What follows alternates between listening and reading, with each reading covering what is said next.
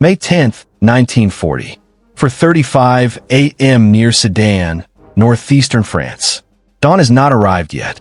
The Meuse River lies flat and black, breathing mist into the cold air. Somewhere beyond the trees, engines murmur low, disciplined, controlled, impatient. On the French side of the river, concrete bunkers sit half-buried in the earth, their steel embrasures pointed east like unblinking eyes. Inside, Captain Pierre Dubois checks his watch under dim yellow light. The bunker smells of oil, damp stone, and cigarette smoke. Everything is quiet, too quiet. Above ground, birds scatter suddenly from the treeline. In the sky, tears open. Stuka sirens scream downward, a sound engineered to break nerves before bones. Bombs fall in precise, rehearsed patterns, shaking the earth, rattling periscopes, slamming dust from the bunker ceiling. Dubois braces against the wall as the Maginot Line does what it was built to do. It holds. Reports crackle through field telephones.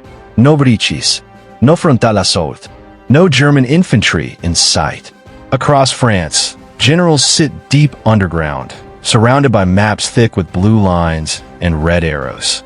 They are calm, almost relieved. The Germans have attacked. Yes, but exactly where they were expected to. The Ardennes remains marked the same way it has been for years. Green, forested, impassable.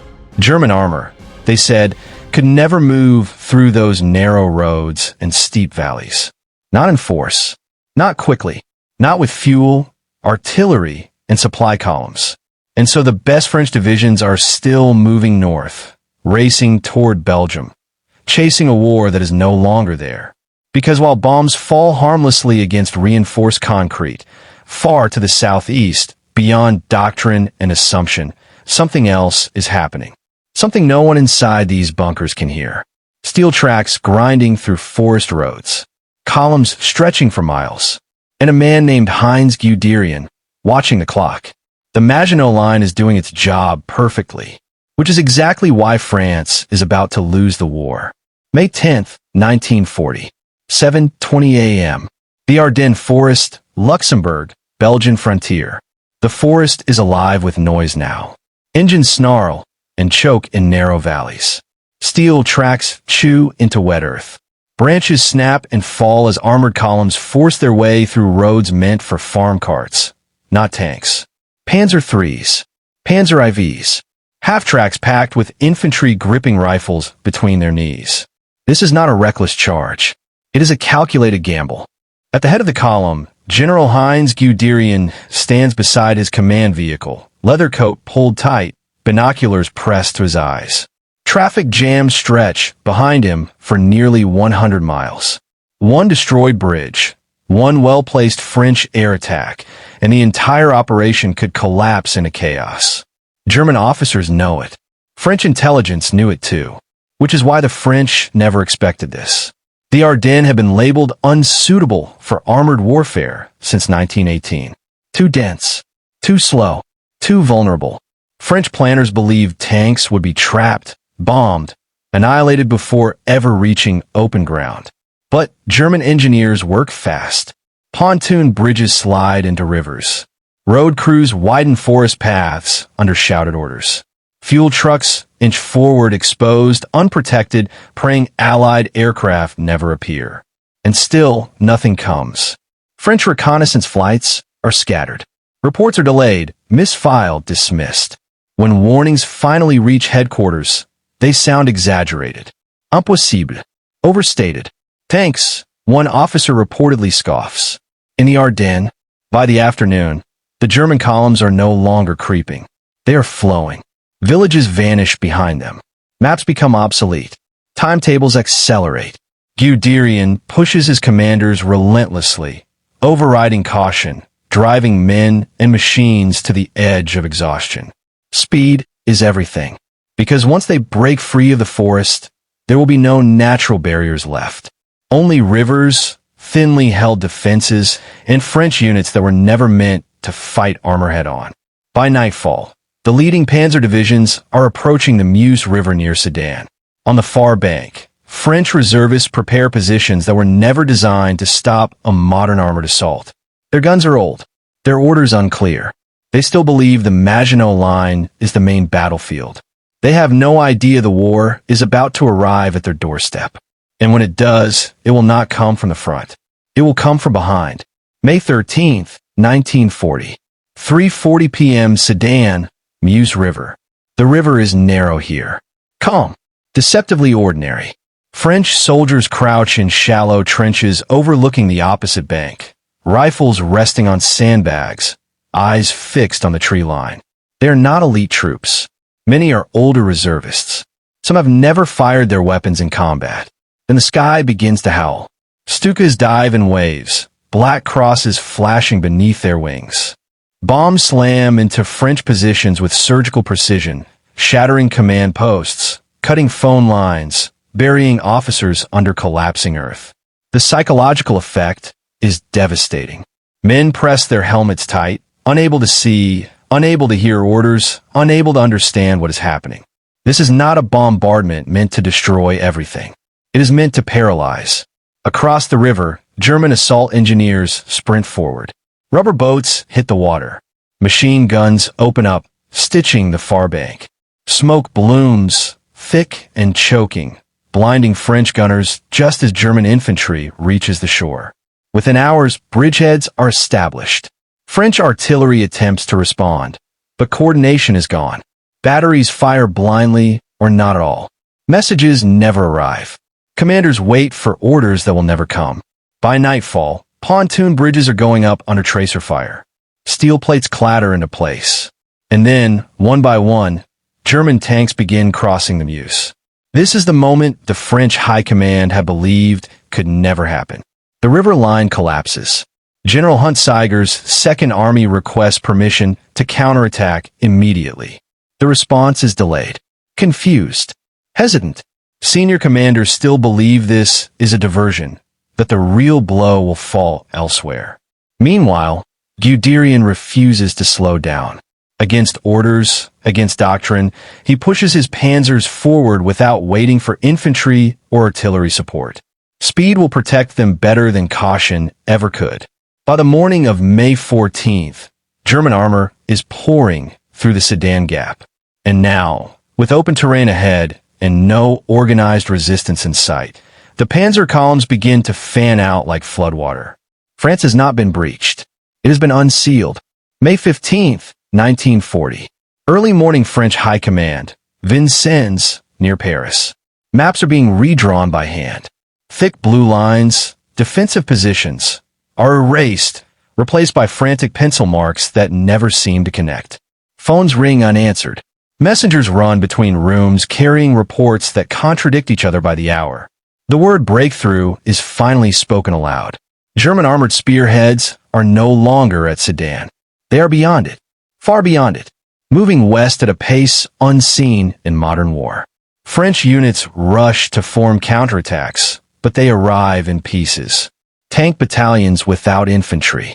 Infantry without artillery. Orders arrive late, or not at all. At Montcornet, a newly promoted colonel named Charles de Gaulle leads one of the few armored counterstrikes France can assemble. His tanks charge bravely, even successfully at first. German supply columns burn. Enemy units retreat. But there is no follow-up, no air cover, no reserves. By nightfall, de Gaulle's force is forced to withdraw. This is the pattern everywhere. The French army is not defeated in a single battle. It is undone by speed. By radios and German tanks coordinating movement in real time. By officers empowered to act without waiting for permission. Meanwhile, French doctrine demands approval, confirmation, hierarchy, and hierarchy is drowning. Refugees flood the roads, families with carts, bicycles, children in their arms, blocking military movement, turning retreat into chaos. Overhead, German aircraft strafe columns without resistance. Inside the Maginot Line bunkers, officers listen helplessly as reports confirm the unimaginable. The enemy is behind them. Perfectly intact fortresses built at enormous cost now guard nothing but empty ground. Their guns face the wrong direction. Their purpose evaporates overnight. On May 15th, Prime Minister Paul Reynaud phones Winston Churchill. "We are beaten. It has been 5 days. And Guderian's panzers are not slowing. They are racing for the Channel." May 20th, 1940.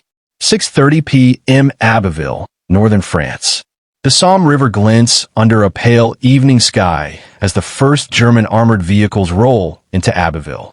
Then they stop. Not because of resistance, because there is nowhere left to advance. The English Channel lies ahead. In just 10 days, Guderian's Panzer Corps has crossed forests, rivers, and the depth of France itself. The impossible maneuver is complete. Allied armies in Belgium, British, French, Belgian, are now trapped in a vast pocket, their backs to the sea. German officers stare at maps in disbelief. They had hoped for success. They had not expected annihilation. Behind the Panzer spearheads, the collapse spreads like a shockwave. Entire French armies find themselves cut off without realizing it. Supply lines vanish overnight. Commands dissolve. Some units fight bravely. Others simply disappear into the flood of civilians choking the roads. British commanders finally grasp the scale of the disaster. Orders go out quietly at first, then urgently. Prepare for evacuation. At Dunkirk, soldiers dig shallow defenses in the sand, staring out at gray water that feels impossibly far from home. Luftwaffe bombers strike the harbor relentlessly. Oil burns on the surface of the sea. Ships sink at the docks. Yet still men wait, because behind them stands a German army. And for a moment, just a moment, history hesitates. German armor is ordered to halt. High command fears overextension. The terrain is marshy. Infantry is still catching up. Hermann Göring promises the Luftwaffe can finish the job from the air. Guderian argues. Furious. He knows what this pause means. But the order stands. And across the Channel, Britain prepares a rescue that will become legend.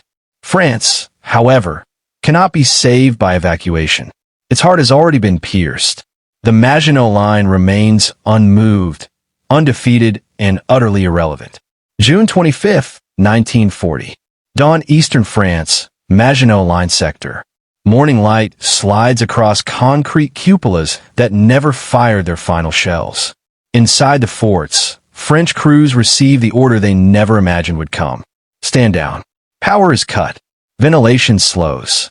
Steel doors open to German infantry approaching from the rear. Rifles lowered, confident, almost respectful. There is no battle here, only procedure. In many bunkers, officers insist on formal surrender ceremonies. Flags are folded. Logs are signed. The men march out intact, unbeaten, carrying the weight of a war lost elsewhere. Across France, the reckoning begins. Files are opened. Decisions dissected. Why the Ardennes? Why speed over certainty? Why did radios matter more than armor thickness? The answers come slowly, painfully, written in the margins of reports and the silence of empty headquarters. The lesson is not that fortifications are useless. It is that certainty is. The Maginot Line assumed a static enemy, a predictable front, a repeat of 1914. Germany brought motion, initiative, and commanders empowered to act in the moment. Blitzkrieg was not just tanks and planes, it was permission. Permission to move, to decide, to exploit weakness before it could be sealed. Other nations are watching. In London, planners redraw maps with fresh urgency. In Moscow, observers take notes. In Washington, analysts underline a single word again and again, speed. And in Germany, confidence swells dangerously, because the same doctrine that bypassed France's strongest wall will soon be driven too far, too fast, into distances no supply column can conquer. The same arrogance that laughed at concrete will one day meet winter, industry, and resistance it cannot outrun. For now, though, the wall stands as a warning, not a failure in engineering, but faith placed in yesterday's war.